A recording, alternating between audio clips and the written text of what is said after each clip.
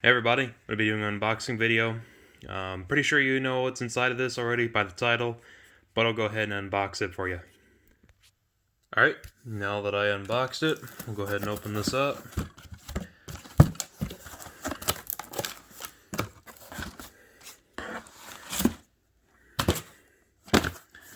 Can't tell already, it's a P2WL-LF, so it's a white P2RL. As you can see, it's brand new in box. The tamper seal is still on there. Take that off.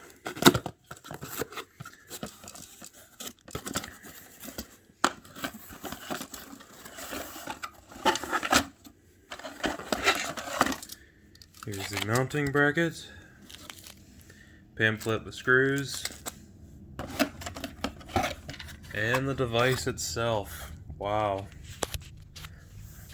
It's actually a lot smaller in person. Here's your coding options. Well, there it is. I'll be seeing that in the next video.